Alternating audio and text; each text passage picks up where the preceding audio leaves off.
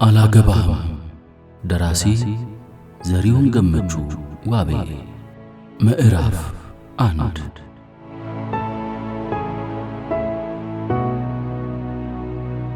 ከእንቅልፉ ባኖ አይኖቹን ሲገልጥ በመስኮቱ ሸልኮ የሚገባው ብርሃን መኝታ ክፍሉን አድምቆታል። ቀኝ እጁን ሊያነቃንቅ ቢሞክር አልቻለም።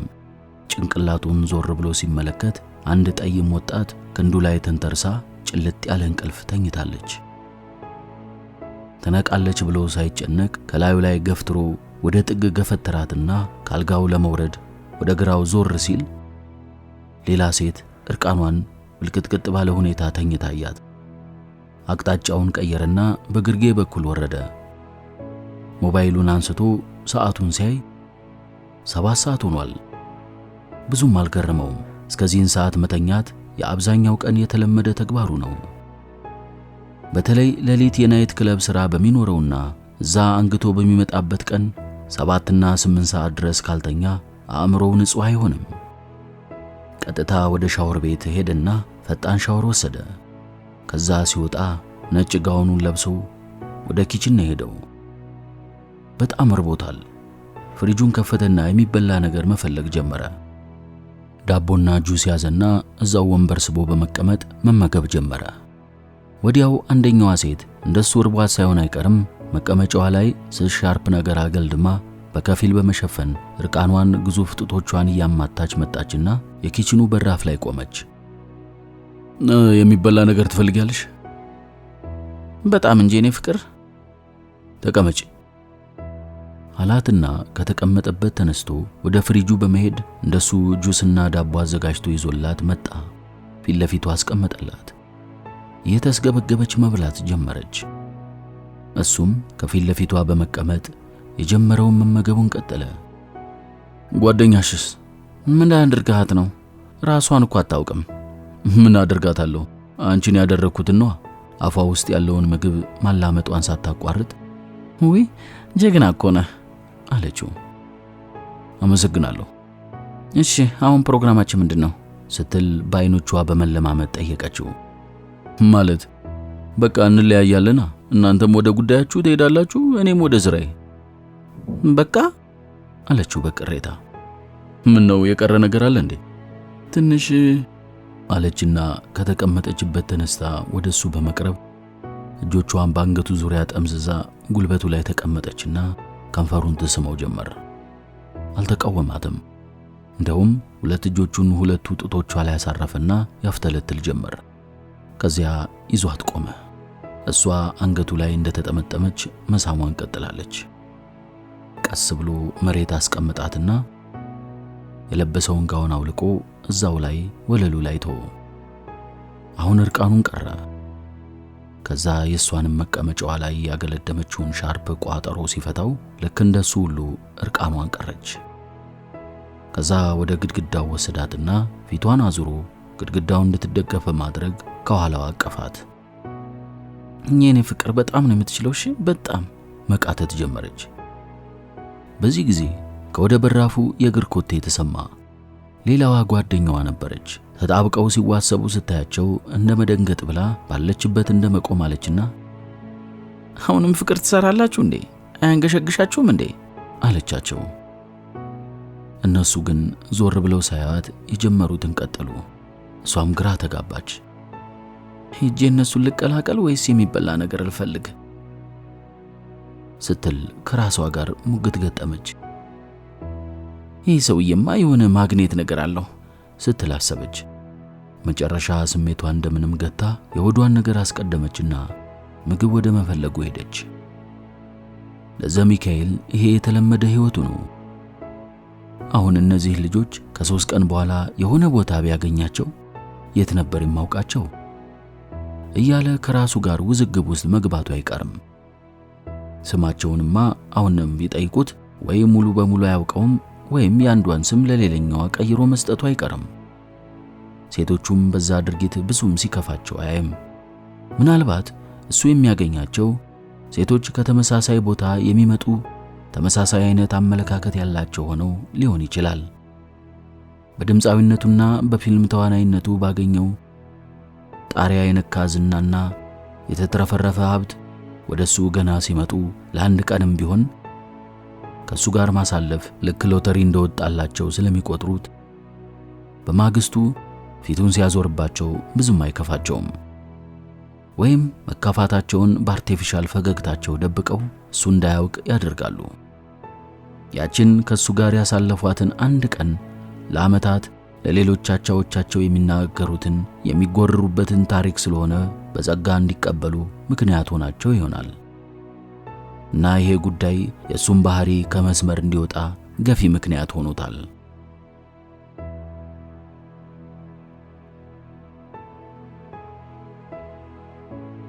ከጠርብ ድንጋይ የተሰራ መስኮት አልባ ጥንታዊ ቤት ነው። ግድግዳው ከ3 ሜትር በላይ ሲረዝም ጣሪያው ከኮንክሪት የተሰራ ነው። ላይ ጥግ በግድግዳው ማብቂያና በጣሪያው መጀመሪያ መካከል ለአይጥ ማሾለኪያ ተብሎ የተሰራ የሚመስል 3 ትናንሽ ቀዳዳዎች አሉ። ከዚያ ውጪ ቤቱ ድፍን ነው። በዛ ላይ ከዚህ ቤት እንዴት አድርጎ ያመልጣል ብለው እንዳሰቡ አይታወቅም። ከምድር በተቀበረ ብረት ላይ የታሰረ ሰንሰለት እግሩንና እጁ ተጠፍሯል። ክፍሉ 3 በ4 ስፋት ያለው ቢሆንም እሱ መጠቀም የሚችለው 2 በ2 በሆነች ቦታ ላይ ነው። በቀን 2 የብረት በሩ ላይ እንደ መስኮት ያለች ትንሽ መሿለኪያ ትከፈትና በትንሽ ሳህን ምግብና በኩባያ ውሃ ሾልከው ወለሉ ላይ አድርገውለት መልሰው ይዘጉታል። ከዛ ውጪ በወር 1 ቀን እየመጡ የሚያናግሩት መነኩሴ አሉ። ለቅጣው የእሳቸው መምጣት ልክ ገበያ የሄደች እናቱን እንደሚጠብቅ ሕፃን ነው በናፍቆት የሚጠብቀው። እሳቸውን ስለሚወዳቸው ወይንም የሚሰጡትን መንፈሳዊ ትምህርት ተግሳጽ ስለሚማርከው አይደለም። እሳቸው ሲመጡ ጠባብ መስኮት መሰል ሽንቁር ሳትሆን ዋናው በር ይከፈታል። አንድ ጠባቂ ክላሹን እሱ ላይ አነጣጥሮ በራፉ ላይ ይቆማል። ሌላው ባልደረባው ፈራ ተባ እያለ ወደ ውስጥ ይገባና ከብዙ ቁልፎች መካከል አንዱን መርጦ ሰንሰለቱን ከብረቱ ጋር ያያያዘውን ቁልፍ ይፈታለታል። ከዛ ተነስ ጠያቂ መጥተዋል ይለዋል። እንደምንም ከተቀመጠበት ለመነሳት ይሞክራል። ግን የእግሮቹ ደም ስሮች የተሳሰሩ ስለሆነ ቀላል አይሆንለትም። እንደምንም ግድግዳውን ተደግፎ ይቆማል።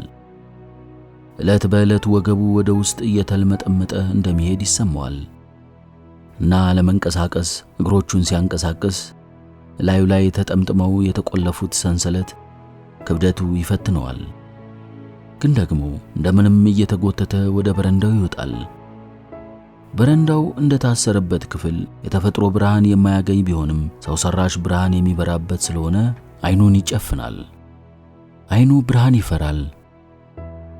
10 እርምጃ ከተራመደ በኋላ ተከፍቶ ወደሚጠብቀው ክፍል ይገባል። ወደ ክፍል ከገባ በኋላ አጅበውት ከመጡት 2 ወታደሮች አንደኛው ክፍሉን ከውጭ ሆኖ ይቀረቅረዋል። እንደምንም አይኑን አለማምዶ በመከራ ይከፈታል። 2 ፕላስቲክ ወንበርና አንድ የተንሻፈፈች ጠረጴዛ ያለባት ክፍል ናት። በትንሹ ጭልጭል ብላ የምታበራ 0 ሻማ አምፖል አለበት። አዛውንቱ መነኩሴ ሙሉ ቢጫ ቀሚሳቸውንና ቆባቸውን እንዳጠለቁ አንዷ ወንበር ላይ ተቀምጠዋል። ጫማ የማያውቁ የተሰነጣጠቁና የተቋቆሩ እግሮቻቸው በመጠኑም ቢሆን ከሱ ጋር ይመሳሰላሉ። ሁሌ እንደሚያደርገው እየተሳበ ሄዶ ከሳቸው ፊት ለፊት ያለችው ወንበር ላይ ተቀመጠ እና በዝምታ ተፋጠው ለደቂቃዎች ቆዩ። ቅጣውና መነኩሴው ሁሌ ሲገናኙ እንዲህ ነው የሚያደርጉት። ቢያንስ ከተገናኙ በኋላ ለ10 ደቂቃዎች ምንም ቃል ካንደበታቸው ሳያወጡ በዝምታ ነው የሚቀመጡት። ከዛ ልጄን ጸልይ አሉት። ይቅርብኝ፣ እርሶ ይጸልዩ። ለምን ለአምላክህ ምንም የምታወራው ነገር የለህም አሉት ፍጹም እርጋታ ባራበበበት ድምፅ። የረሳኝን እንዳይጥ እንድኖር ለጠላቶች አሳልፎ የሰጠኝን አምላክ መሞት እንኳን እንዳልችል አቅመ ቢስ አድርጎ የሚጫወትብኝን አምላክ ምንድነው የማወራው? ምሬቱን ያለምንም ይሉንታ ዘረገፈባቸው። ልጄ ይህንን ነዋ የምታወራው? የተበሳጨህበትን ነገር፣ ምሬትህን፣ ቁጣህን፣ ብስጭትህን ሁሉን ነገር ንገረው። አዎ የእግዚአብሔር መኖር ጥቅሙ እኮ ያ ነው። ስንደሰት፣ ስኬት ስንጎናጸፍ ያሰብነው ሲሳካልን በደስታና በእልልታ እንደምናመሰግነው ሁሉ ስንበሳጭ፣ ሲከፋን፣ ተበድለናል፣ ተረስተናል ብለን ስናስብም ለምን እንዲሆነ ብለን የምንጠይቀው ምንም ስህተት የለውም። ኢየሱስ ራሱ በምድር በነበረበት ጊዜ ፈተና ሲበዛበት አምላኬ አምላኬ ለምን ተውከኝ ብሎ ጸልዮአል እኮ። ታዲያ እኛ ብኩን ደካማና አቅመቢስ የሆነን ፍጥረቶች ይበልጥ ብናማርር ይበልጥ ብንነጫነጭ ምን ይገርመዋል? ዋናው ከሱ አለመኳረፍ ነው። ስትጠይቀው ስትጨቀጭቀው መልስህን እያገኘህ ትሄዳለህ። አይ ይቅርብኝ አለ በመንገሽገሽ። መነኩሴው ልክ እንደ ሁል ጊዜው ተስፋ ቆርጠውበት የራስ ጉዳይ ሊሉት አልፈለጉም። የረጋ ምክራቸውን በረጋ አንደበታቸው መናገራቸውን ቀጠሉ። ልጄ፣ እኔና አንተ በኑሮ ምንም ልዩነት የለንም። አንተ የተዘጋ የድንጋይ ጨለማ ቤት ውስጥ እኖራለህ፣ እኔ ደግሞ ጨለማ በሆነ ዋሻ ውስጥ እኖራለሁ። በቀን አንድ ጊዜ የሆነ ነገር ትቀምሳለህ፣ እኔም በሁለት ሶስት ቀን የሆነ ነገር ቀምሳለሁ። አንተ በወር አንድ ቀን እኔ ልጠይቅ ስመጣ ከክፍልህ ትወጣለህ። እኔም አንተንና ሌላን አንድ ሰው ለማየት ከዋሻ ይወጣለሁ። አንተ እጅና እግርህ በሰንሰለት ታስሯል፣ እኔ ደግሞ መላ ሰውነቴ በሰንሰለት የተጠመጠመ ነው አሉትና የለበሱትን ቢጫ ቀሚስ ከላይ አወለቁና ደረታቸውን ገልጠው ከወዳቸው እስከ ደረታቸው የጠመጠሙትን የከሳና የገረጣ አጥንታቸውን ሰርስሮ የገባውን ሰንሰለት አስመለከቱት። ዝግንን አለውና አይኖቹን ጨፈነ። አሁን ያንተን የደደረ ልብ ለማለስለስል መናገር የሌለብኝን ነገር እየነገርኩህ ማሳየት የሌለብኝን ነገር እያሳየሁህ መሆኑን ወቅ። አንድ ራሱን ለክርስቶስ አሳልፎ የሰጠ መነኩሴ ስለ ራሱ እንደዚህ አያወራም። ግን ምናልባት አንተን ከለወጠ ብዬ ነው። ያው እኔ የሞት ቅጣት ተፈርዶብኝ እስር ላይ ነኝ። እርስዎ ደግሞ በፍቃዶት ስለ ጽድቅ ሲሉ የመነኑ መነኩሴ ነዎት። የኔና የእርስዎ ሁኔታ ምንም አይገናኝም። የሞት ፍርድ ተፈርዶብኝ ላልከው የአንተ ግንዛቤ ወይም የትርጉም አሰጣጥ ነው ማለት። ይህ እኮ ምንም ትርጉም የሚያስፈልገው ጉዳይ አይደለም አባ። በሀገሪቱ ፍርድ ቤት በዳኛ ጸድቆ በየመገናኛ ብዙሃኑ የተዘገበ ጥሬ ሐቅ ነው። እሷው ግን የሰው ልጆች ስንባል ሁላችንም የሞት ፍርድ ተፈርዶብን ነው በምድር የምንኖረው። በመላ ሀገሪቱ ቡና መጠጫ የሆነ ሀገር ያወቀው ፀሐይ የሞቀው ሐቅ ነው። ቆይ የሞት ፍርድ ከተፈረደብህ ምን ያህል ጊዜ ሆነ? 2 ዓመት። ጥሩ። በፍርድ ቤት አዳራሽ ውስጥ ከነበሩት ሰዎች ቢያንስ 3-4 ሰው ቀድሞህ ሞቶ ሊሆን ይችላል። አንተ ሲፈረድብህ ሲያለቅሱ ከነበሩት ወዳጆችህ 1 ወይም 2 ሰው ቀድሞህ የሞተ አይጠፋም። ያ ማለት ዋናው የሞት ፍርድ በሁላችንም የሰው ልጆች ላይ የተወሰነ ጉዳይ ነው። ማንኛውም የሰው ልጅ ከእናቱ ማህፀን ወጥቶ መተንፈስ ከጀመረበት ቀን አንስቶ ሞትን በጫንካው ተሸክሞ ነው የሚዞረው። ስለዚህ አንተም ስለተፈረደብህ ሞት ፍርድ እያመነዠክ ራስህን አታድክም። ይልቅ የኔንና ያንተን ልዩነት ልንገርህ። እኔ ለእያንዳንዱ ድርጊቴና እንቅስቃሴ ትርጉም ሰጠዋለሁ። በዋሻው ውስጥ ድቅድቅ ጨለማ ውስጥ ሆኜ ብርሃን ነው የሚታየኝ። ምክንያቱም በዓይኔ ብቻ ላይም ልቤም ዓይን አለው። ማስበው ስለ ምሕረትና ስለ ይቅርታ ነው። የምጸልየው ስለ ዓለም ሰላምና ስለ ሰው ልጆች ፍቅር ነው። ስለ ቂም፣ ስለ በቀል በትካዜ የማስብበት ጊዜ የለኝም። ሁላችንም የሰው ልጆች የሆነውን ነገር ሁሉ ብንሆንም በምክንያት ነው። በምንም ነገር አምላክ አይሳሳትም። ሁሉም ነገር ለሆነ ዓላማ ነው። ሊሆን ይችላል አለ ክርክር ውስጥ ላለመግባት። እሺ አሁን አብረን እንጸልይ አሉና መነኩሴው ከተቀመጡበት ላስቲክ ወንበር ተነስተው ወለል ላይ ተንበረከኩ። እሱ ስራቸው እንደተገተረ ነው። ልንበርከክ ወይስ ይቅርብኝ? ብንበረከክስ መጸለይ ይችላለሁ? እንደ ሁል ጊዜው ግራ መጋባት ውስጥ ገብቷል። መነኩሴው ጸሎታቸውን ጀመሩ። የሚታየውን የማይታየውን ዓለም የፈጠርክ ቸሩ አምላክ ሆይ እባክህ እኛ ባሪያዎችህን ተመልከተን።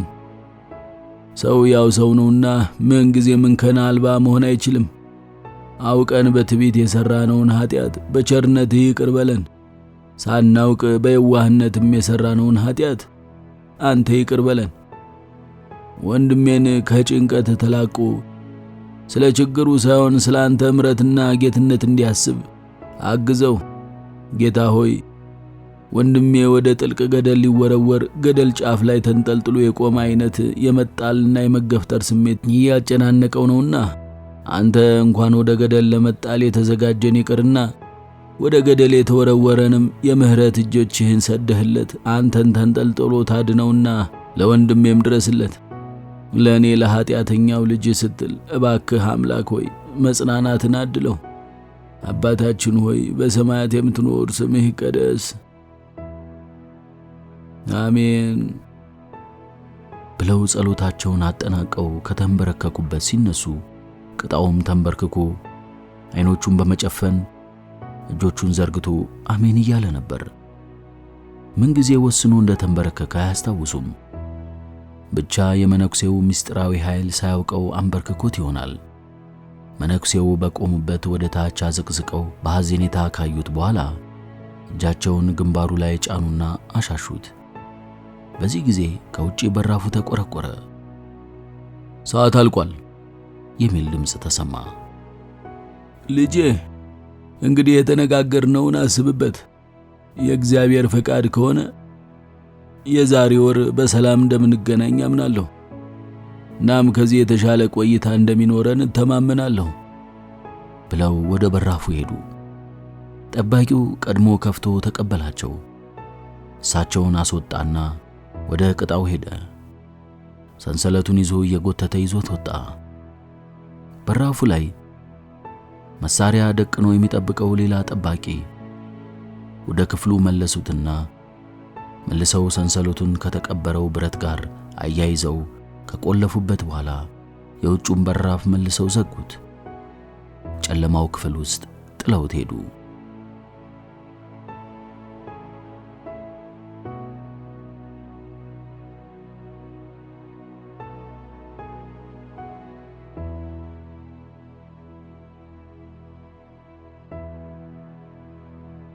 ጻዕዳ የ21 ዓመት አዋቂ ሴት ነች። አገላለጹ ይጋጫል አይደል? የ22 ዓመት ወጣት ሆኖ አዋቂ ሴት ሲባል፣ አዎ እሷ የ15 ዓመትና የ9ኛ ክፍል ተማሪ ያለች ድብን ያለ ፍቅር ይዟት ነበር። በ16 ዓመት የልደት በዓሏ በሚከበርበት ቀን ወቅት የ19 ዓመት ጎረምሳና የ11ኛ ክፍል ለነበረው የልቧ ሰው በፈቃደኝነት ድንግልናዋን አስረከበች። ከሁለት ወር በኋላ ማርገዟን አወቀች። ነገረችው። ከሳምንት በኋላ እሷን ሳይሰናበት ደግሞ ሳይስማት ደግሞ ቀሚስሽን ላውልቅ ጡትሽን ልጥባ ሳይላት እሷንም ሆነ ከተማዋን ጥሎ ውትድርና ተቀጥሮ ሄደ። ያንን የመሰለ አስቀያሚ ዜና የሰሚ ከሰው ነው የሰማችው። ያንን የሰማች ቀን ሰማይ ምድሩ ነበር የዞረባት። ያልጠና ጮርቃ ልቧ ስንጥቅጥቅ አለ። ደነዘዘች። በእንቅርት ላይ ጆሮ ደግፍ እንዲሉ ማርገዟን አወቀች። ሰማይ ምድሩ ዞሮባታል እና በወቅቱ ሁለት ምርጫ ነበር የታያት። አንድም በሆነ ዘዴ መርዝ በመጠጣት ወይንም በገመድ ተንጠልጥሎ ብቻ በሆነ ዘዴ ራሷን ማጥፋት ሲሆን፣ ሁለተኛው ደግሞ ብንብላ ሀገሯን ጥላ ወደ ማታውቀው ሀገር በመሰደድ ሕይወት እንዳደረገቻት መሆን። በምን አሳማኝ ምክንያት እንደሆነ ባታውቀውም ሁለተኛውን መረጠችና በተወለደችበትና ቤተሰብ ዘመድ አዝማድ ከሚኖርበት ዶዶላ ከተማ በአንድ አነስተኛ ሻንጣ ልብሷንና ይጠቅሙኛል ያለቻቸውን ዶክመንቶች ይዛ ወደ አዳማ የሚሄደውን መኪና ውስጥ ተሳፈረች። እንግዲህ የሕይወት ዘመን ባለውለታዋን የሆነውን ሚካኤልን የተዋወቀችው እዛ መኪና ውስጥ ነበር። በወቅቱ አጋጣሚ ሆኖ ጎን ለጎን ነበር የተቀመጡት። የተወሰኑ ቃላቶች እየተለዋወጡ ከተግባቡ በኋላ ድንገት ወዳልታሰበ ቁም ነገር ያለው ውይይት ውስጥ ገቡ። አዳማ ነው የምትሄጂው ወይስ ወደ አዲስ አበባ ታልፊያለሽ ሲል ጠየቃት። አላውቅም ስትል በደፈናው መለሰችለት። አልገባኝም። እኔ እንጃ፣ ከተመቸኝ አዳማ እቀራለሁ፣ ካለበለዚያ ወደ አዲስ አበባ እሄዳለሁ። እድል እንዳደረገች ነው የምሆነው። ማለት ቤተሰብ ጋር ነው የምትሄጂው? ጥያቄውን አሻሽሎ ጠይቃት። አይደለም፣ ስራ ፍለጋ ነው የሚሄደው። ስራ ፍለጋ? ምን አይነት ስራ? የተገኘውን። ምን ነው ቤተሰቦችሽ ታዲያ የት ናቸው? ዶዶላ ነበር የሚኖሩት። ማለት እናቴና እኔ ብቻ ነበርን። አሁን እናቴ ስለሞተች ብቻዬን ቀረሁ። እናቴ የሞተችበት ሀገር ደግሞ ተረጋግቼ መኖር አልቻልኩም። ስለዚህ እድሌን ልሞክር ብዬ ነው ዝም ብዬ እየተጓዝኩ ያለሁት። ንግግሯን ተከትሎ ከዓይኖቿ እንባዋ እየተንከባለለ ፊቷን በማጠብ ወደ ታች ወርድ ጀመር። የሚካኤል ዓይኖች እንባ ቀረሩ።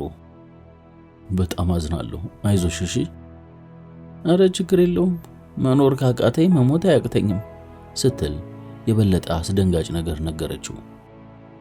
እሱ ደግሞ ራስን ማጥፋትን በተመለከተ እህቱንና እናቱን በቅርብ ያጣ ሰው ስለነበረ በቀላሉ ነው ስሜቱ የተነካው። እናም በተቻለው መጠን ሊረዳት ወዲያው ነው በውስጡ ውሳኔውን የወሰነው። ኧረ በፍጹም እንደዛ አትበይ እባክሽ። ቆይ ትምህርት ተምርሻል? አዎ ገና 9ኛ ክፍል ነኝ።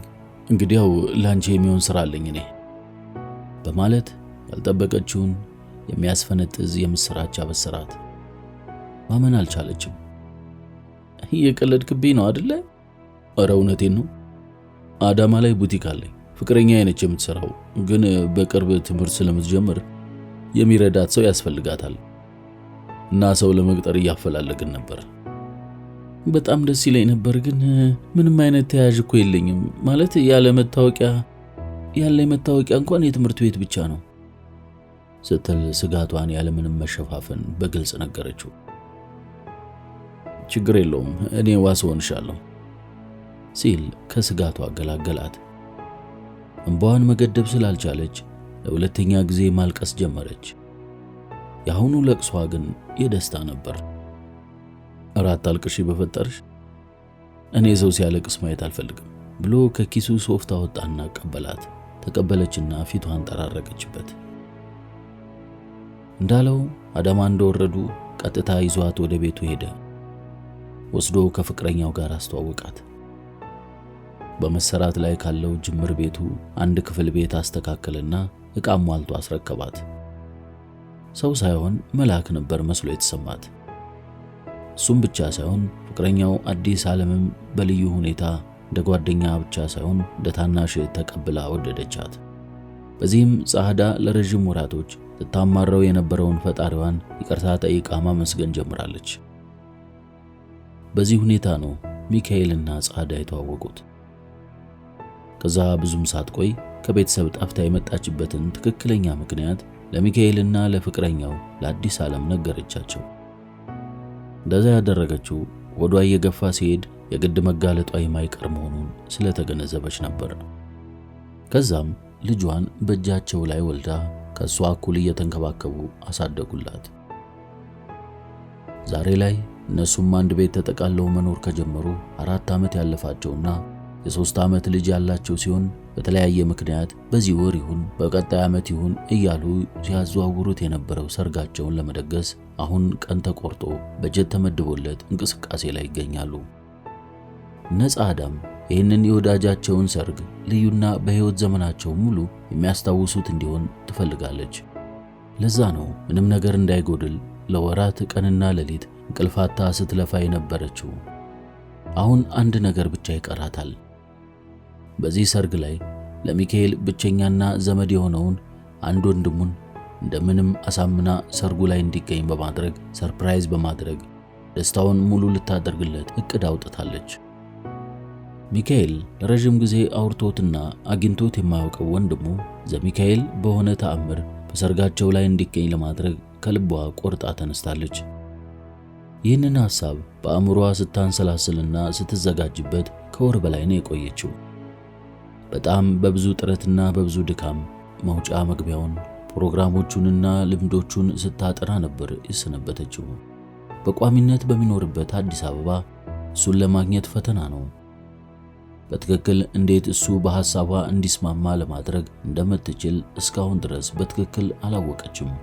ምክንያቱም ዘሚካኤል እንደ ማንኛውም ሰው በቀላሉ አግኝተውት የሚያናግሩትና የሚያሳምኑት አይነት ሰው አይደለም።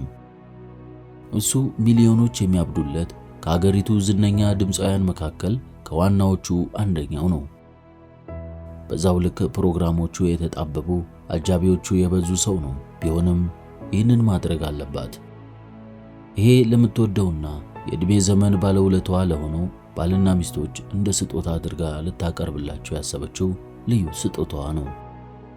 እሱን አግኝታ አንድ ነገር እንዲያደርግ ለማሳመን ይቅርና ወደ አንድ እንግዳ ሰው ለመጨረሻ ጊዜ ሄደችው መቼ ነበር? የማሳመን አቅሟ ከወንዶች ያነሰ ነበር። መለመን፣ ማባበል፣ በምንድነው ቀልቡን ስባ የምትናገረውና ማዳመጥ እንዲችላት የምታደርገው?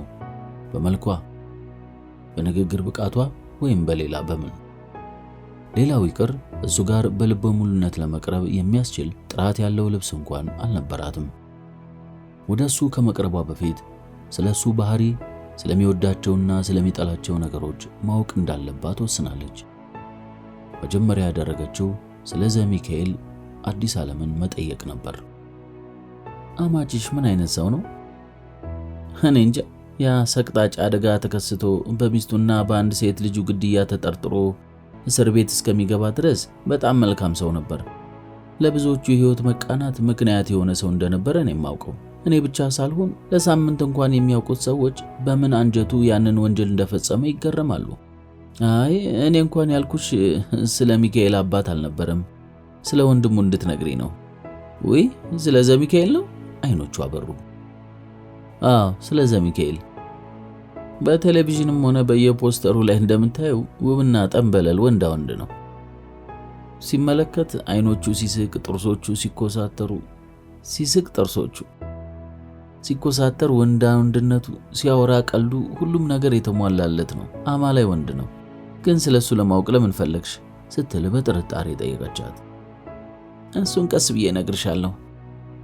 ግን ያንቺ ገለጻሽ ስለ አማችሽ የምታወሪ ሳይሆን በስውር ስላፈቀርሽው የድብቅ ፍቅረኛሽ የምታወሪ ነው የምትመስዩ። ምን ነው ስለሱ ያጋነንኩ መስሎሽ ነው? አይ አጋነንሽ አላልኩም። ገለጻሽ ግን መጎምጀት የተቀላቀለበት ወሲባዊ አይነት ሆነብኝ። አንቺ ደግሞ ስለ መጎምጀትና ስለ ወሲብ ምን የምታውቂው ነገር አለ? የከተማ ባህታዊ እኮ ነሽ። ለማንኛውም በእኔና በአንቺ መሃል ይቅርና እኔ መጀመሪያ የአይን ፍቅር ያዘኝ ከዘሚካኤል ነበር። ሚካኤልን የቀረብኩት ወደ ዘሚካኤል የሚያቀርበኝ አቋራጭ መንገድ ነው ብዬ ነበር።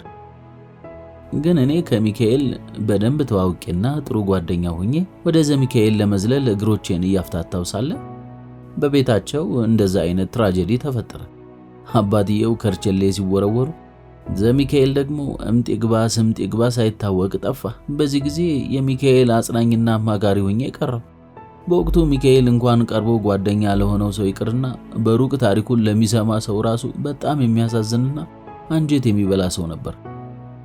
እናቱንና እህቱን ቀብሮ አባቱ እስር ቤት ተወርውረው ወንድሙ ጠፍቶበት የሚሰማውን ሐዘንና ስቃይ ገምቺ። በዛ ላይ የቤተሰቡን ሀብትና ንብረት ከብክነት መጠበቅና በዛ ዕድሜው ከ3 በላይ ድርጅቶችን የማስተዳደር ኃላፊነት ነበረበት። የጠፋውን ወንድሙን ከሀገር እየተንከራተተ መፈለግም ይጠበቅበት ነበር። አብዛኛውን ነገር አንቺም ታውቂዋለሽ። በወቅቱ ነገሮች በጣም ከባድ ነበሩ እና በዛ ሁኔታ ውስጥ ዘሚካኤል ላይ የነበረኝን እቅድ ሳላስበው ሙሉ በሙሉ ረሳሁትና በሚካኤል አሳዛኝ ልብ ውስጥ ቀልጬ ቀረሁ። እግዚአብሔር ይወድሻል ማለት እንዴት ይህንን አተራማሽ አፍቅረሽ ቢሆን ኖሮ ከሺህ ሴቶች ጋር ነበር ሻሙ የምትቧጨቂው። እግዚአብሔር አተረፈሽ። ሚካኤል እኮ ባል ብቻ ሳይሆን አባትም ነው። እሱስ እውነትሽን ነው። ግን ዘሚካኤልም እኮ ድሮ እኔ ሳውቀው እንዲህ አይነት ሰው አልነበረም።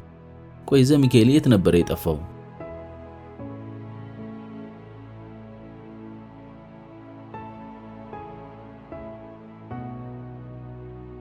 ቆይ ዘሚካኤል የት ነበር የጠፋው? እናቱና እህቱ የሞቱ ቀን ነው የተሰወረው። ሁለቱ በመልክም ሆነ በአመለካከት ፍጹም ተቃራኒ የሆኑ ወንድማማቾች ከከተማ ተያይዘው ወደ ቤት ሲገቡ ሳሎኑ ፍጹም ትርምስ ብሎ ያያሉ። ግራ በመጋባት ወደ ውስጥ ዘልቀው ሲገቡ እናታቸው ልቧ ላይ ነጭ አብረቅራቂ ቢላዋ ተሰክቶባታል። ወለሉ ላይ ዝርግትግት ብላለች። አባትየው ስሯ በደም ተጨማልቀው እጃቸውን በጭንቅላታቸው ይዘው ደንዝዘዋል። እንዴ አባዬ ምንድነው? እናቴን ምን አደረካት? ብለው ሲጮሁ ከፊት ለፊት ኮርኒሱን ከደገፈው ብረት ላይ በታሰረ ሲባጎ አንገቷ የታነቀው እህታቸው በድኗ 360 ዲግሪ ሲሽከረከር ይመለከታሉ። ሁለቱም ወንድማማቾች ወደ እህትየው እየሮጡና ሁለት እግሮቿን ይዘው አንድ ላይ ወደ ላይ ከፍ ያደርጓታል። ቶሎ ቢላዋ አምጣና ገመዱን ቁረጥ ተባብለው ዘሚካኤል ይንደረደርና እናትየው ደረት ላይ የተሰካውን ቢላዋ ይነቅልና ወንበር ላይ ቆሞ ገመዱን ይበጥሰዋል። እህትየው ተዝለፍልፋ ሚካኤል ትከሻ ላይ ታርፋለች። ቀስ ብለው ወለል ላይ አሳርፈው በፍጥነት አንገቷ ላይ ያለውን ገመድ አላቀው ትንፋሿን ቢያዳምጡም በውስጧ የቀረ ምንም እንጥፍጣፊ እስትንፋስ አልነበረም። ከዛ ዘሚካኤል ቀጥታ እህቱ የተንጠለጠለችበትን ገመድ የቆረጠበትንና እናቱ የተገደለችበትን ቢላዋ ይዞ ወደ አባትየው ሲንደረደር ሚካኤል በደመ ነፍስ ሮጦ ይጠመጠምበታል። ልቀቀኝ፣ እናትና እህቴን ገሎ እሱ በሕይወት አይሆንም፣ ስለሆነው ምንም ነገር የምናውቀው ነገር የለም ሲል ይመልስለታል። እንዴት አናውቅ? አታይም እንዴ? እጁ በደም ተጨማልቆ፣ ልቀቀኝ፣ ልገለው ነው ሲል ይጋብዛል። አባቴንም ማጣት አልፈልግም፣ እንግዲያ ሁለታችሁንም እገላችኋለሁ ይልና ድብድብ ይጀምራሉ። ይሄ ሁሉ ሲሆን አባትየው ደንዝዘው ከተቀመጡበት ቦታ ንቅንቅ አላሉም ነበር። ወንድማማቾቹ አባቴን ልግደል አትገልም በሚል ጠብ እርስ በርሳቸው ተቧቅሰው ተደባድበው ሳይለይላቸው ቤቱ በፖሊስ ይሞላል። አባትየው እነሱ ከመድረሳቸው በፊት ስልክ ደውለው ሚስታቸውን እንደገደሉ ነግረዋቸው ነበር። ፖሊሶቹ ወንድማማቾቹን አገላግለው ሶስቱንም ወደ እስር ቤት ከወሰዷቸው በኋላ ሬሳዎቹን አንስተው ለምርመራ ወደ ሆስፒታል ይላካሉ። በማግስቱ አባትየው ሚስታቸውንም ሆነ ልጃቸውን የገደሉት ራሳቸው እንደሆኑ ቃል ስለሰጡ በዛ መሰረት ሁለቱ ልጆቹ ይፈታሉ። ከ4 ቀን በኋላ የእናትና እህታቸውን ሬሳ ተረክበው ከቀበሩ በኋላ ዘሚካኤል በከተማው አልታየም።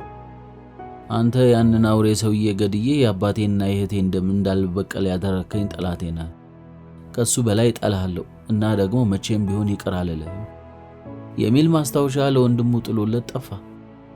ቆይቶ እንደሰማነው ከጓደኞቹ ጋር በቦረና በኩል ወደ ኬንያ ከዛም ወደ ጣሊያን ከተሻገረ በኋላ በፊትም ልጅ እያለ ጀምሮ ይሞካክር ወደ ነበረው ሙዚቃ ገባበትና በትምህርትም አሳድጎ ጥሩ ሙዚቀኛ ሆነ። ለመጀመሪያ ጊዜ በሕይወት መኖሩን ያወቅነው የዛሬ 3 ዓመት የሙዚቃ ክሊፑን ሲለቅ ነው።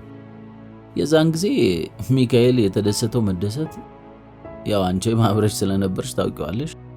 ከዛ በሀገር ውስጥ በጣም ተቀባይነት ስላገኘ ጓዙን ጠቅሎ ገባ። በሙዚቃ ብቻ ሳይሆን በፊልም ትወና ላይ መስራቱን ቀጥሏል። እንግዲህ ባለፉት 5 ዓመታት የገነባውን ስምና ዝና እኩል ነው የምናውቀው አይደል? ይገርማል። ግን ከመጣ በኋላ ወንድሙን ለማግኘት አልሞከረም ወይ ማግኘት። እኔ እንኳን ላገኘው ሄጄ ስለ ወንድሙ ሳነሳበት እንዴት እንዳንተንገሸገሸ እስከዛሬ ሳስበው ይዘገንነኛል። አሁንም ጥላቻው እንዳለ ነው። አልፎ አልፎ በድብቅ እየመጣ የእናቱንና የእህቱን መቃብር እየጎበኘ እንደሚሄድ አውቃለሁ። በዛው ልክ ስለ አባቱም ሆነ ስለ ወንድሙ ምንም መስማት እንደማይፈልግና ቢሞቱም ግድ እንደሌለው አውቃለሁ። ተይ እንደዛ አትበይ በእናትሽ። ወይ አንቺ ላይ ስንት ነገር ውስጥ አስገባሽኝ። ስለሱ ለማወቅ ለምንድን ነው ግን የፈለግሽው? ስትል ዳግመኛ ጠየቀቻት። እንደምንም ብዬ በሰርጋችሁ ላይ እንዲገኝ ለማድረግ አስቤያለሁ። ምን? አዲስ ዓለም ክፉኛ ነው የደነገጠችው። ምን ነው መጥፎ ሐሳብ ነው እንዴ? ኧረ በፍጹም፣ ግን የሚሳካ ዕቅድ አይደለም። ከተሳካልኝስ? ከተሳካልሽማ ለሚካኤል በሰርግ ላይ ሌላ ሰርግ ደገሽለት ማለት ነው። በፊቱንም ይወድሻል። በቃ የዘላለም ባለውለታው ነው የምትሆኚው። ጻዳ፣ ለማንኛውም ጉዳዩ በእኔና ባንቺ መሃል በሚስጥር ይያዝሽ። ሚካኤል ሰምቶ ካልተሳካ ቅር እንዲሰኝ አልፈልግም ስትል አስጠነቀቀቻት። አታስቢ፣ እኔም ባሌ በሰርጉ ሰሞን እንዲያዝንብኝ ስለማልፈልግ አልነግረውም። ላንቺ ግን እንዲቀናሽ በቻልኩት መንገድ ሁሉ አግዝሻለሁ። እሺ? በዚህ ሁኔታ ነበር ከአዲስ ዓለም ስለ ዘሚካኤል የተወሰነ ነገር ማወቅ የቻለችው። ከዛ ወደ ሶሻል ሚዲያ ሄደችና ስለሱ የተጻፉ የጋዜጣ አምዶችና በተለያየ ጊዜ የሰጣቸውን ቃለ መጠይቆች ሰብስባ ማንበብና ማዳመጥ ነው የቀጠለችው። ይሄ ሂደት 1 ሳምንት ነበር የፈጀባት። በዚህ ጊዜ በ5 ዓመት ውስጥ ያወጣቸውን 3 አልበሞችና ከ8 በላይ ነጠላ ዜማዎችን እየደጋገመች ያዳመጠች ሲሆን እሱ የተሳተፈባቸውን 8 የሚሆኑ ፊልሞችንም በጽሞና መመልከት ችላለች። እናም በዚህ አንድ ሳምንት ውስጥ ለዓመታት የምታውቀው የቅርቧ ሰው እንደሆነ እንዲሰማት አድርጓታል። አይ በጣም የምወደው ወንድሜ የሚካኤል ወንድም ስለሆነ በእሱ አይን እሱንም ማየት ጀምሬያለሁ ማለት ነው ስትል ለራሷ ማብራሪያ መስጠት ብትሞክርም ሊያሳምናት ግን አልቻለም። ደግሞ ስለ ሴሰኝነቱ፣ በየጊዜው ስለሚቀያይራቸው ሞዴል መሳይ ሴቶች፣ ከዝነኛ አንስቶች ጋር ስለሚጀምረው የፍቅር ግንኙነትና ስለመለያየቱ ከስራው እኩል አንዳንዴም ከስራው በላይ ነው የሚወራለት። እናም ለእንደዚህ አይነት ሴት አውል የማይጨበጥ ሙልጭልጭ ወንድ ምን አይነት ስሜት ነው እየተሰማት ያለው? መልስ የላትም። ግን አሁን ልታገኘውና ልትጋፈጠው ወስናለች። ዝግጅቷንም ጨርሳለች።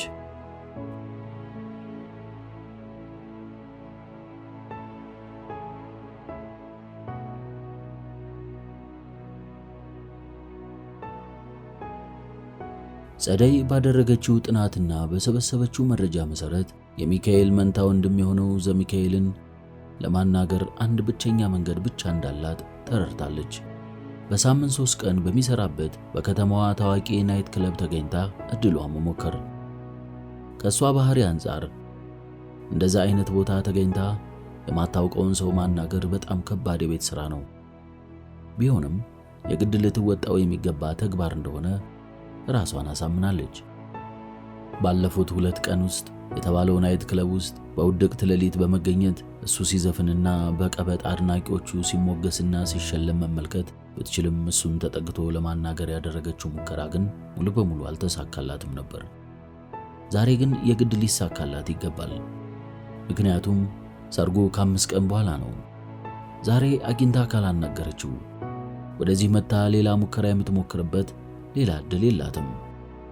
ልክ 8 ሰዓት አካባቢ ወደ ሽንት ቤት ሄደችና አስባና አቅዳ አስመስላ ያሰፋችውን የቤቱን ሴት አስተናጋጆች ልብስ ለበሰችና ሰሞኑን ባጠናችው መሰረት ሙዚቀኞቹ ለማረፊያና ለመዘጋጃ ወደሚጠቀሙበት ክፍል ሄደችና እንደምንም ተሽሎክሉካ ከጀርባ በኩል አልፋ ስራ እየሰራች በማስመሰል መጠበቅ ጀመረች።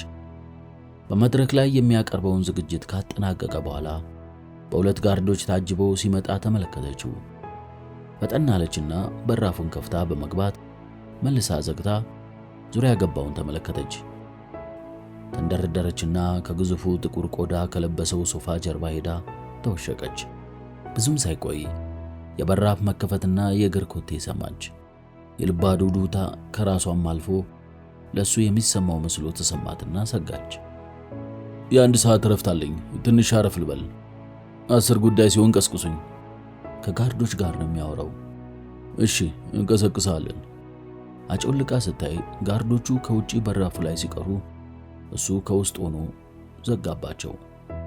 በራፉን ቀረቀረና ከላይ የለበሰውን ጃኬት አወለቀው። ወደ ክፍሉ መሃል ሄደ። ከዛ የለበሰውን ቲሸርት አወለቀ። በተደበቀችበት ሆና መላ ቁመናውን ተመለከተችው።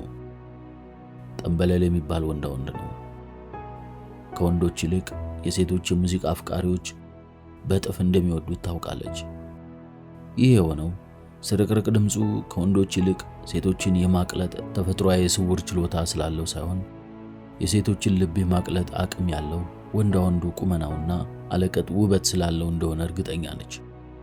ቲሸርቱን ሲያወልቅ ከወገቡ በላይ እርቃኑን ቀረ። ሆዱ በግማሽ በጥቁር ጸጉር የተሸፈነ ነው። በዛ ላይ አብረቅራቂ ሰንሰለት መሳይ ሀብልን ስላንጠለጠለበት ቀልብ ይስባል። በተደበቀችበት ሆና የለበሰችውን የአስተናጋጅ ልብስ አወለቀችና እዛው ስሯ ወለል ላይ ጣለችው። ሱሪውን ለማውለቅ ቀበቶውን መፍታት ሲጀምር ተስፈንጥራ ከተደበቀችበት ወጣችና ከፊት ለፊቱ ተደንቅራ ቆመች። በከፍተኛ መገረም እነዛ ሰማያዊ አይኖቹን አንከባለለባት። አይኖቹ ልብን በቀላሉ ሰርስረው የሚገቡ አስማታዊ ስለሆኑ መቋቋም ከበዳት። አቤት፣ እዚህ እንዴት ገባሽ? የቁጣ ሳይሆን የመደነቅ ቃና ባለው ድምፅ ጠየቃት። በብዙ ድካም ተደብቄ ስትል ድፍን ያለ መልስ ሰጠችው። አፍቅረን ራሳችንን እናጠፋለን ምናምን የሚሉ በሷ እድሜም ሆኑ ከሷ ያነሱ ወጣቶች በየዕለቱ የተለያዩ አይነት ገጠመኞችን በመፍጠር ሊያገኙትና ሊዳስሱት ስለሚሞክሩ ይህንን ከዚያ የተለየ ነው ብሎ አላሰበውም። ጻዳ የሚንደቀደቀውን የልብ ትርታዋን ለመቆጣጠር እየታገለች በቀጣይ ምን ብላ ወደ መጣችበት ጉዳይ እንደምትገባ እያንሰላሰለች ሳለ ለግላጋ እጁን በመዘርጋት በቀጭን ወገቧ ዙሮ ያዛትና በኃይል ጎትቶ ግማሽ ርቃን ከሆነው ሰውነቱ ላይ ለጠፋት። ፈጽሞ ይሆናል ብላ ያልጠበቀችው ስለነበረ አንገቷን ቀና አደረገችና በልምምጥ ተቁለጭልጫ አይኖቿን በተንከባላይ አይኖቹ ላይ ተከለች። በቁመት ቢያንስ በ40 ሴንቲሜትር ይበልጣታል። ስለዚህ እሷ አንጋጣ ስታየው እሱ ደግሞ አዘቅዝቆ ያያታል። የገባችበትን እውነት አምኖ መቀበል ነበረባት። አስደናቂ ነበር። እንዲለቃት ልትጠይቀው በጣም ፈልጋለች፣ ግን ቃላቱን ካንደበቷ ማውጣት አልቻለችም። ይባስ ብሎ አፉን አሞጥሙጦ ወደ ታች ዝቅ አለና ከንፈሯን በከንፈሩ ጎረሰው። ሳትወድ በግዷ አይኗን ጨፈነች። ጌታ ሆይ ድረስልኝ ስትል በውስጧ ልትጸልይ ሞከረች። እንደ ክንፍ የተዘረጋውን እጇን ያለ ፈቃዷ ወደ እሱ ላከችና በወገቡ ዙሪያ ጠመጠመችው። ምላሱን ጎልጉሎ አፏ ውስጥ ከተተውና ሲያሽከረክረው አቃሰተች። ይሄ የመጀመሪያ ጊዜ ገጠመኟ ነው። ገላዋ ከወንድ ጋር እንዲህ ሲጣበቅና ሲቀልጥ ከ6 ዓመታት በኋላ ለመጀመሪያ ጊዜ ነው። የዚህ ዝነኛና ሀብታም ድምፃዊ ሴት አውልነት የታወቀና የየዕለት የታብሎይዶችና የዩቲዩቦች ማድመቂያ ዜና ነው። ለሱ በየዕለቱ እንደሚመገበው ቁርስና ምሳ ሴቶቹን መቃየር፣ በፍቅር በማቅለጥ ከዛም አልፎ ለወሲብ ወደ አልጋ ላይ መጎተት ተራና የተለመደ ነገሩ ነው። ለሷ ግን ከዛ በጣም የተለየ ነው። ታዲያ አሁን እንዴት ተቃውሞ አልባ ሆነች? እንዴት ለመሳም ሲያቅፋት ለመታቀፍ እንዴት ትቸኩላለች? ሲስማትስ እንዴት መልሳ ሳመችው? ለዓመታት በውስጧ የተዳፈነው የወሲብ ረሃብ ድንገት ገንፍሎ ከቁጥጥር ውጪ ስላደረጋት ይሆን? አይ እንደዚህማ ተራ ሴት አልሆንም። እንደምንም ታግላ ከንፈሯን ከከንፈሩ አላቀቀችው።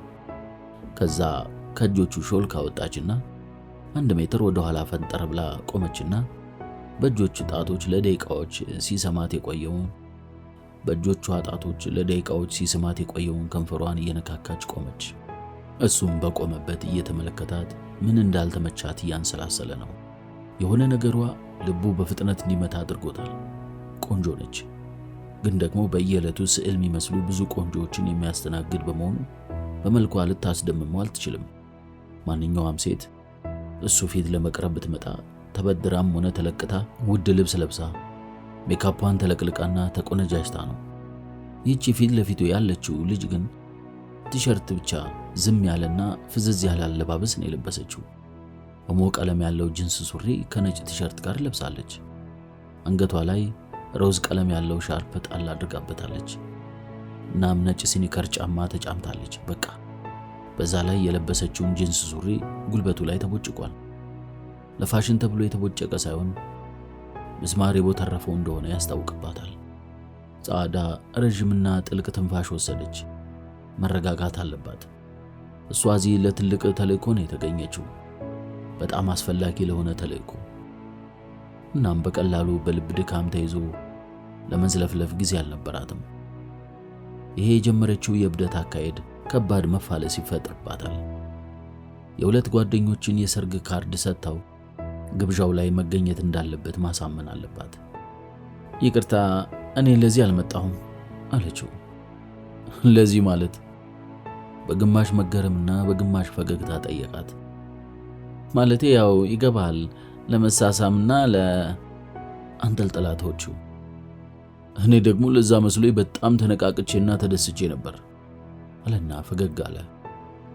ይቅርታ ስትስበኝ መሳብ ስትስመኝም መሳም የለብኝም ነበር፣ ግን አድርገሽዋል እና ሳስበው ደግሞ መጥፎ አይመስለኝም። ሊሆን ይችላል፣ ግን አግባብ ስራ አልነበረም። ይቅርታ ጊዜህን አልሻማብህ። የመጣሁበትን ጉዳይ ልንገርህና ልሂድ። ምንድነው? ምን ልርዳሽ? የጂንስ ሱሪዋ የኋላ ኪስ ገባችና አንድ ፖስታ ወጣችና ቀበለችው። ምንድነው? እያለ እጁን ዘርግቶ ተቀበላት። ፖስታውን ሲመለከት ወዲያው ወደ አእምሮ የመጣለት በሆነ ችግር፣ ለምሳሌ የሆነ ቤተሰብ ታሞባት ለሕክምና እርዳታ እየጠየቀችው ነበር የመሰለው። እንደዚህ አይነት ነገር በተለያየ መንገድ ሁልጊዜ ስለሚደርሱት ብዙ የሚደነቅ ሰው አይደለም። በዚህ መንገድ ግን በሌሊት ተደብቃና ተሽሎክሉካ ማረፊያ ክፍሉ ድረስ ገብታ በዚህ መልክ እርዳታ የጠየቀችው ሴት ስለሌለች ተገርሞባታል። ወደ ራሱ አስጠግቶ ሲያየው ካሰበው የተለየ ጉዳይ ነው። የምን ሰርግ ነው? ልታገቢ ነው እንዴ? ሰርግሽ ላይ እንድገኝ ልትጠሪ ነው? በዚህ መንገድ በዚህ ሰዓት የተገኘሽው? በተራዋ ፈገግ አለች። አይ አይደለም፣ የጓደኛዬ አዲስ ዓለምና የወንድምህ የሚካኤል ጋብቻ ስነ ስርዓት በፊታችን እሁድ በአዳማ ይካሄዳል። በዛ ሰርግ ላይ ተገኝተህ ወንድምህን እንድታስደስተውና እንድታስገርመው ፈልጋለሁ። እና ለዚህ ነው ከአዳማ ድረስ መጥተሽ በዚህ ውድቅት ሌሊት ክፍሌ ተገኘሽው? አንተን ለማግኘት ያለፉትን 3 ቀናት ስመላለስ ነበር። ይህን ሁሉ የለፋሁት የአንተ ሰርጉ ላይ መገኘት ለወንድምህ ምን ያህል አስደሳች እንደሚሆን ስለማምንበት ነው። በእውነት በጣም ነው ያስደመምሽኝ። ወንድም የለኝም እንጂ ቢኖረኝና ብገኝ ደስ ይለኝ ነበር። ተው እንጂ እስከማውቀው ድረስ አንተም ከእሱ በስተቀር እሱም ከአንተ በስተቀር ሌላ ዘመድ የላችሁም። ከዚህ በፊት በምንም ሁኔታ ብትጣሉና ብትቀያየሙ ያለፈውን ይቅር ተባብላችሁ ወደፊት መቀጠል አለባችሁ። ደግሞ ሰርግና ሞት አንድ ነው ይባል የለ? እባክህ። አዝናለሁ፣ ነገርኩሽ፣ እውነቴን ነው። እንዳልሽው እኔ ምንም አይነት ዘመድ የለኝም፣ ወንድምም ጭምር። ስለዚህ አዝናለሁ። እኔም አዝናለሁ። በምትዘፍናቸው ዘፈኖች ስለ ፍቅርና ስለ ይቅርታ ከደርዘን በላይ ሙዚቃዎችን ተጫውተሃል። ቃላቸውን የማይኖሩ ሰዎች ያበሳጩኛል። እሺ አለችውና በብስጭት ወደ በራፉ መራመድ ጀመረች። ይቅርታ ጠብቂኝና የምትሄጂበት ድረስ እሸኝሻለሁ። አይ ይቅርብኝ አለችና የተቀረቀረውን በራፍ ከፍታ ወጣችና መልሳ ዘግታ በመገረም የሚያዩዋትን ቦዲጋርዶች ገፍተራቸው ተሰወረች።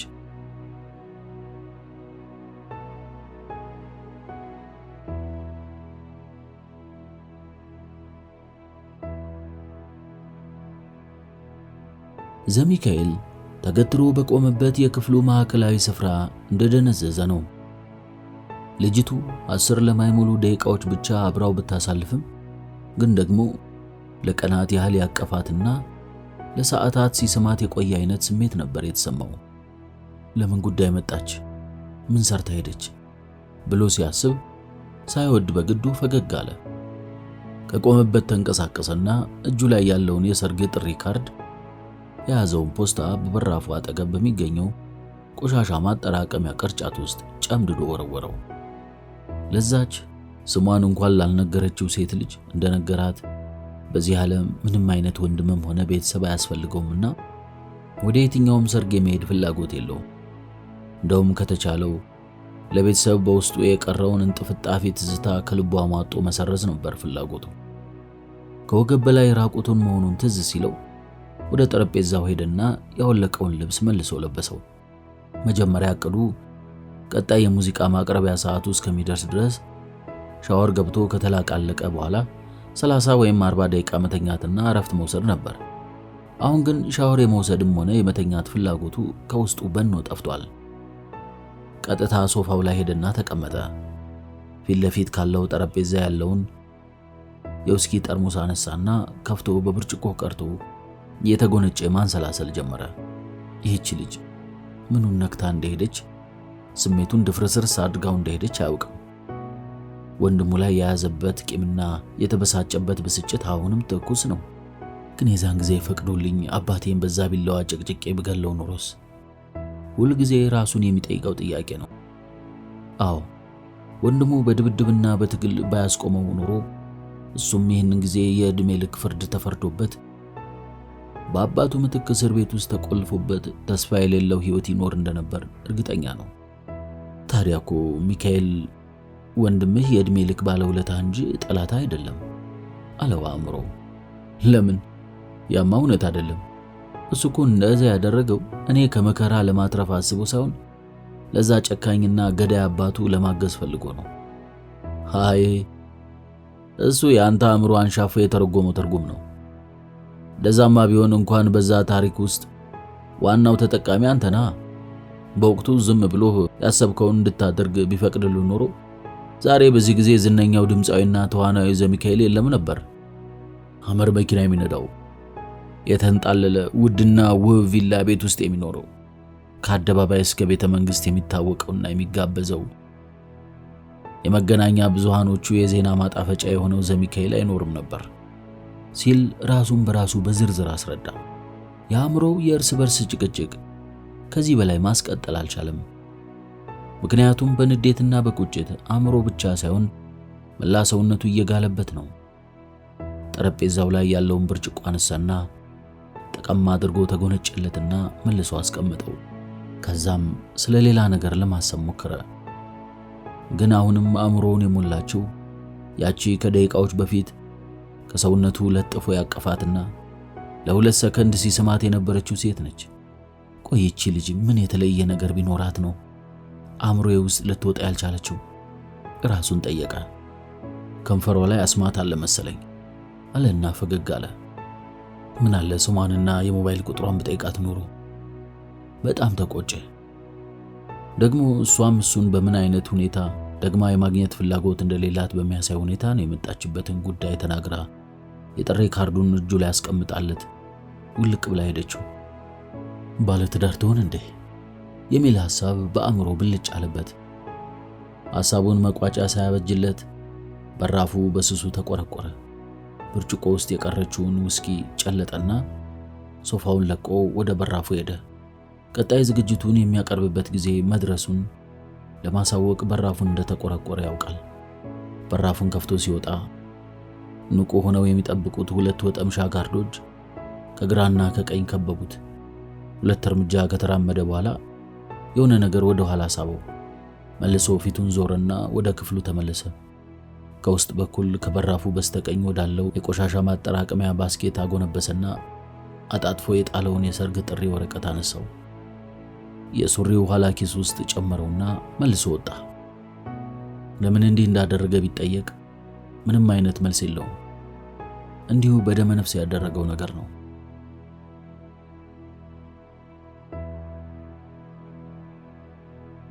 አሁን የዘሚካኤል ምስል ከሙሉ አቋሙ ጋር በአእምሮዋ እየተራወጠ ነው። 2 ወንድማማቾች ከቁመትና ከጸባይ ውጪ በሌላው ነገር በሚያስደንቅ ሁኔታ ይመሳሰላሉ። የሚካኤል ባህሪያት ከዘሚካኤል ትንሽ ደብዘዝ ያሉ ነበሩ። እናም የአይኑ ቀለም ንጹህ ጠንከር ያለ ሰማያዊ ነበር። ግን ሁለቱም ሰዎች ተመሳሳይ ውብ ፈገግታ፣ ክብ የፊት ቅርጽና ሰልካካ አፍንጫ ወተት ከመሰለ ነጫጭ ድርድር ጥርሶች ጋር አላቸው። እየሾፈረች ያለችውን ቪታራ መኪና ኤክስፕረስ መንገድ ውስጥ አስገብታ ወደ አዳማ እያሽከረከረች ሲሆን አሁንም ስለ ዘሚካኤል ስለሚባለው ድምፃዊ ነው የምታንሰላስለው። ሌሊት 8 ሰዓት ላይ ከሱ ተለይታ እዛው በአቅራቢያ ወደ ተከራየችው ፔኒሲዮን ሄዳ ለመተኛት ብትሞክርም ምንም እንቅልፍ ባይኗ ሳይዞር እንዲሁ ስትበሳጭና ስትገለባበጥ ነው ያደረችው። ስለሱ ማሰብ የጀመረችው ቀደም ብላ ታሪኩን ከጋዜጦችና ከዩቲዩብ ቻናሎች እየሰበሰበች በምታዳምጥበት ጊዜ ነው። እርግጥ ታውቃለች፣ በዩቲዩብ የቀረበ ዜና ሁሉ በተለይ ስለ ፍቅርና ጾታዊ ግንኙነት የሚነዙት አብዛኞቹ ተመልካች ለማግኘት የታሰቡ በውሸት የሚፈበረኩ እንደሚሆን ታምናለች። ግን ቢሆንም እሳት በሌለበት ጭስ አይጨስም በማለት ለሰው ስሜት የማይጨነቅ ጋጠ ወጥ ወሲባም አድርጋ ስላው ነበር። እና ደግሞ ሌሊት እንዳየችው አልተሳሳተችም። በዛ ሌሊት እዛ ክፍል ውስጥ ሲያገኛት መጀመሪያ ያደረገው ወደ ራሱ ስቦ ከንፈሯ ላይ መጣበቅ ነው። ስለዛች ቅጽበት ስታስብ ከንፈሯ ተንቀጠቀጠባት። የሚያበሳጨው ደግሞ ለማንም ሴት ግርማ ሞገሱና ውበቱን ለመቋቋም አስቸጋሪ የሆነ ሰው መሆኑን በራሷ ማረጋገጧ ነው። ባለፉት 6 ዓመታት በጣም ብዙ ከሆኑ ወንዶች በብዙ የተለያዩ አጋጣሚዎች ሊፈትኗት ሞክረው ሾልካና አሳቃ አንዳንዱንም ተኮሳትራና አስፈራርታ ራሷን ማትረፍ ችላለች። ከሱ ጋር ግን በአንድ እይታ ነው ተዝለፍልፋ አቅፉ ውስጥ የወደቀችው። እንደምንም ከቅፉ ወጥታ ለማምለጥ ወደ በራፉ በምትራመድበት ጊዜ እንኳን ተንደርድሮ መጥቶ እጇን ይዞ ጎትቶ እንዲያስቀራትና ተሸክሞ ሶፋው ላይ እንዲጥላት በውስጧ ተመኝታ ነበር። ግን በተመሳሳይ ጊዜ እንደዛ በመመኘቷ ራሷን ስትወቅስና ስትራገም ነበር። ዘሚካኤል አንተ ብሪተኛና ጅላጅል ሰው ነህ ስትል ተሳደበች። ነገር ግን ነገሩን በጥልቀት ስትመረምረው እሱ ብቻ ጥፋተኛ አልነበረም። እሷም ለተፈጸመው ጥፋት ትልቅ ድርሻው መውሰድ አለባት። እንዴት እንዲህ ያለ ቸልተኛና ኃላፊነት የጎደላት ሴት ልትሆን ቻለች? እንዴት እንዲህ አይነት ውጥንቅጥ ነገር ልትሰራ ቻለች? በራሷ ተግባር በዚህ ልክ ስትበሳጭ ይሄ መጀመሪያዋ ነው። ዘሚካኤል አጥብቆና ጨምቆ የያዛት ክንዷን አሻሸች። በትክክል እንዴት እንደሆነ ታውቃለች። ልክ እሷን እንዳየ ከንፈሯ እንደነካ ጠቅላላ ሰውነቷ ያልተበረዘ የደስታ መጥለቅለቅን ያስተናገደው። አዳማ እንደገባች ቀጥታ ከአዲስ ዓለም ጋር ነው የተገናኘችው እና የሆነችውንና ያጋጠማትን አንድ ባንድ በዝርዝር አስረዳቻት። አዲስ ዓለምም አፏን ከፍታ በጉጉት ስታዳምጣት ከቆየች በኋላ ታዲያ ምን ያበሳጫል? እንደውም በራስሽ መኩራት ያለብሽ። ማለት ቀሽት የሆነ ዜና ነው እኮ እየነገርሽኝ ያለሽው። ወይ ጉድ! ድንገት እኮ ነው ክፍሉ ውስጥ ተደብቄ ገባው። ትንፋሽ ወሰደች። አውቃለሁ ግድ የለሽና ኃላፊነት የጎደለው ነገር ነው ያደረኩት። አንቺ የሆነ ክፍል ውስጥ ተደብቀሽ ገብተሽ? እኔ አላምንም። እሺ ብላ ሳቀች። ይሄ ደደብ በሰርጉ ላይ እንዲመጣ አላሳምነው ሐሳብ ነበረኝ። እችላለሁ የሚል እምነት ነበረኝ። እጆቿን በጭኖቿ መካከል አድርጋ እርስ በርሳቸው ማፋተግ ጀመረች። እርግጥ አንቺና ሚካኤል እሱን ምን ያክል እንደምትፈልጉት አውቃለሁ። ያደረኩትን ሁሉ ያደረኩት እናንተን ለማስደሰት ካለ ምኞት የተነሳ ነው። እና መጨረሻው እንዴት ሆነ ስትል ጠየቀቻት። ምን መጨረሻ አለው? እንደምንም ወደ ቀልቤ ተመልሼ ራሴን ነፃ አወጣሁና የመጣሁበትን ጉዳይ አስረድቼው ካርዱን ሰጠሁትና ክፍሉን ለቅቄለት ወጣሁ ስትል መጨረሻውን ነገረቻት። ቆይ እዚሁ አብረሽኝ ደሪ ምናምን አላለሽም? እንዴት እንደዛ ይለኛል? ትንሽ ጠብቂኝና የምትሄጂበት ድረስ ልውሰድሽ ብሎኝ ነበር። እኔ ግን ከሱ መሸሽና እስከ ወዲያኛው መገላገል ነበር የፈለኩት። እንዴት ነው አሳዛሙ? ቅልጥ ነው አይደል የሚያደርገው? ጥያቄው የመጎምጀት ስሜት የተጫነው ነው። ሴትዮ በቃሽ፣ ለራሴ በጣም ተናድጃለሁ። ይበልጥ ደግሞ አንቺ አታናጂኝ። ጻዕዳ ተቆጣች። ይገባኛል የኔ ቆንጆ፣ ምንም የሚያጸጽት ነገር እኮ አላደረግሽም። መልከ መልካምና ቆንጆ የሆነው ሙዚቀኛና ተዋናይ በቀላሉ አግኝተሽ ሳምሽው። ስለዚህ ያ ድንቅ ነገር ነው። እንደውም የሚያሸልምሽ ጉዳይ ነው። አረ ዝም በይ እባክሽ። ጻዕዳ ለጓደኛዋ ትችት ወጥመድ ውስጥ እንደገባች ተረዳች። ግን ምን አይነት ስሜት እንደተሰማሽ ማወቅ እፈልጋለሁ። ብቻ ንገረኝ እስቲ። እሱ በፊልሞቹ ላይ እንደሚታየው በስጋው ውስጥ ሞቃት ሆርሞን የሚራወጥበት አቅለጥ ወንድ ነው አይደል? አንቺ ባለትዳር እኮ ነሽ እንዴ? እንደዚያማ ማለት አትችይም። በተግባር ያገባሽ ሴት ነሽ፣ ለዛውም ወንድሙን ያገባሽ። ስትቁላይ ላየሽ ግን በጭራሽ አትመስይም። እንደዚህ ጠንከር ያለ ነገር ተናግራት አፏን ልታዘጋት ፈልጋ በስሌት የሰነዘረችው አረፍተ ነገር ነው። ምን አጠፋው? አገባሁ እንጂ ሴትነቴን አውጥቼ እኮ አልጣልኩትም። ውበት ማድነቅ ደግሞ እችላለሁ። አማላይ ወንድ ፈርጣማ ሰውነት በአይኔ ላይ ሲንከባለል አይኔን አልጨፍንም። አንቺ ግን በአጋጣሚ በከፊልም ቢሆን ጾምሽን ፈታሽ ማለት ይቻላል። እና በሕይወትሽ ያለፉትን 6 ዓመታት ስለ አንድ ሰው በመብሰልሰል አባክነሽዋል። አየሽ፣ ምን ለማለት እንደፈለግሽ አላውቅም። ለመጨረሻ ጊዜ ቀሚስ የለበሽው መቼ ነበር? እኔ ቀሚስ አልወድም፣ አይመቸኝም አለቻት። ለመጨረሻ ጊዜ ሜካፕ የተጠቀምሽውስ መቼ ነው? ወይ ጭፈራ ቤት ገብተሽ የምታውቂው መቼ ነው? ከአንድ ማራኪ ወንድ ጋር የመሽኮርመም ስሜት ተሰምቶሽ የሚያውቀውስ መቼ ነው? አዲስ ዓለም ንግግሯን ለደቂቃ ቆመች። ከዛ ትንፋሽ ወሰደችና ቀጠለች። ከዛ ሚካኤል ጋር በመሳሳምሽ ለምን ታፍሪያለሽ? ሰውየው የእያንዳንዱ ሴት የሩቅ ህልም ነው። አንቺስ ገና የ2 ዓመት ለግላጋ ወጣት አይደለሽ? ለምን ልትስሚው አትፈልጊም ነው? ወይስ የሴትነት መታወክ አለብሽ? ይሄ ነገር አይነ ጥላ ምናምን ልትዩ ትችያለሽ። በቃ ተይኝ እሺ። ነው ወይስ አሁንም ወታደርሽ ካለሁበት ፈልጎ ያገኘኛል የሚል ምኞት ውስጥ ነሽ? ኧረ ተይኝ በእናትሽ። ምን ብዬ ነው በቁሜ ገሎኝ የሄደን ሰው መጥቶ ከሙታን ያስነሳኛል ብዬ የምጠብቀው? ስታየኝ ያንን ያክል ጅል መስልሻለሁ እንዴ? ጻዕዳ እስካሁን ከተበሳጨችው በላይ ተበሳጨች። እኮ እንደዛ ከሆነ ዘና በይ። ገና ለገና አንድ ሸበላ ወንድ ጋር ተሳሳምኩ ብለሽ እንደዚህ አመድሽ የወጣ ሱሪሽን ብታወልቂለት ምን ልትሆኚ ነበር?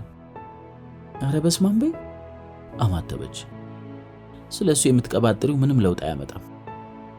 ይልቅ ትርኪ ምሪኪውን ተይና ስለ ዋናው ነገር እናውራ። እኔን ያናደደኝ ዋናው ጉዳይ ወደ ሰርጉ ለመምጣት ፈቃደኛ ሳይሆን ቀርቶ ወንድም የለኝም ማለቱ ነበር። እንዴት? ንግግሯን ሳትጨርስ ሚካኤል ድንገት መጥቶ ስለተቀላቀላቸው አፏ እንደከፈተች ቀረች።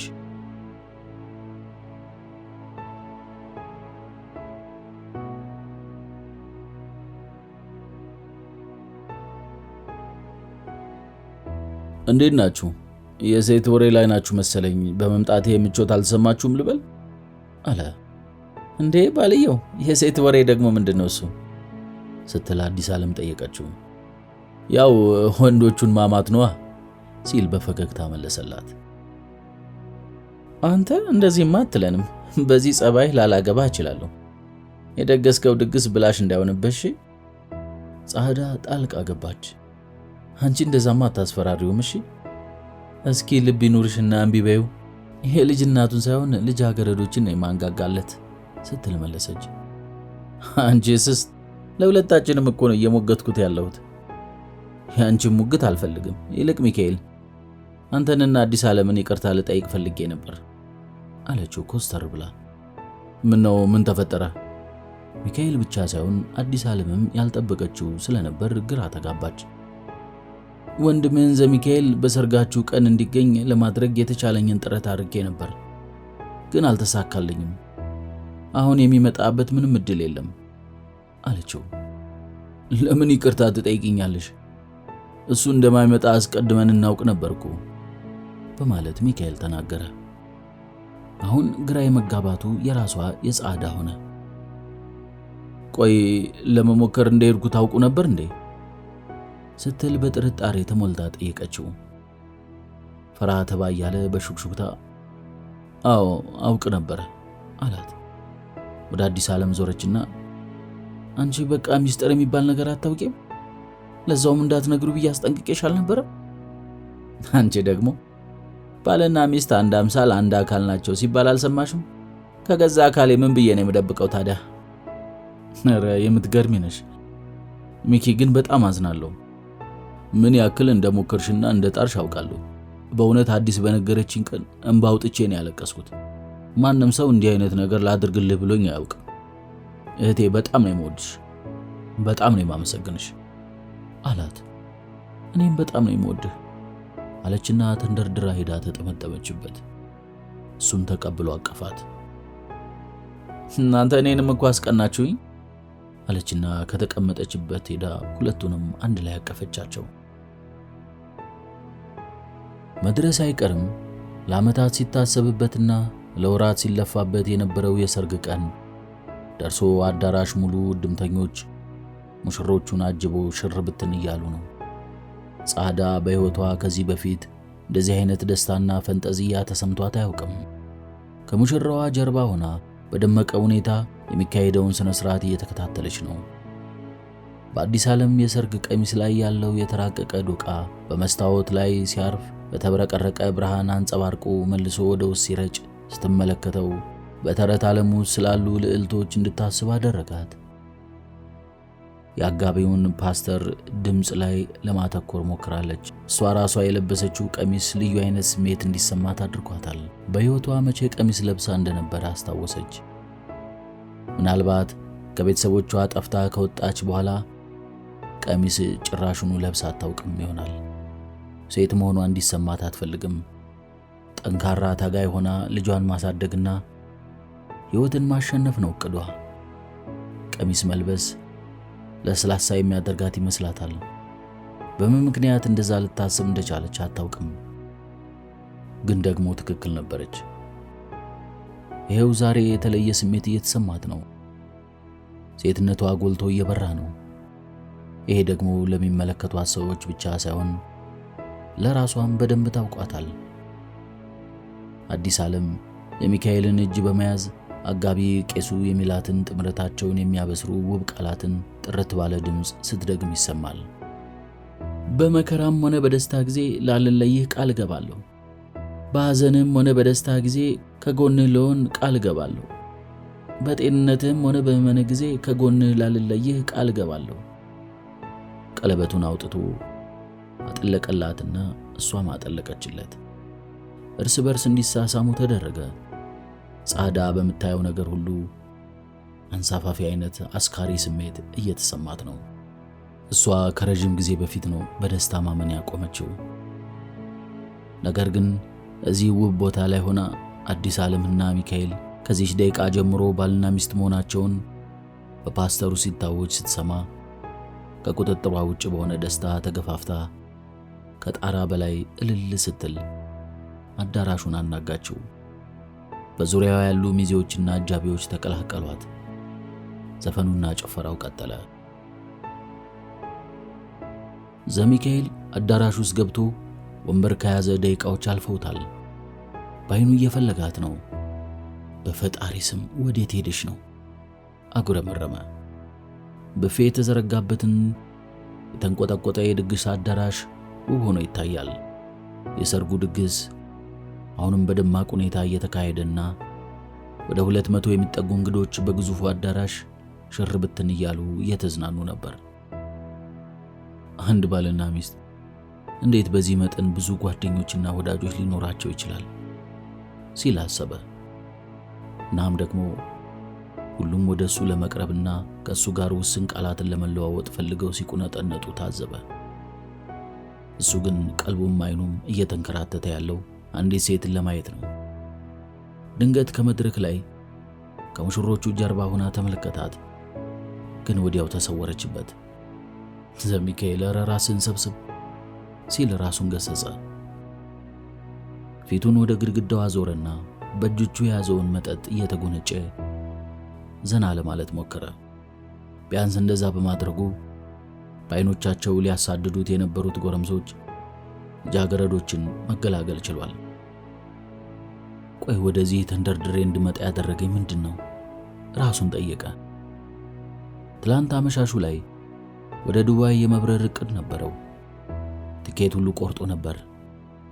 ከ5 ቀን በኋላ የሚጀመርና ለተከታታይ 3 ቀን የሚካሄደውን የሙዚቃ ድግስ ነበረው።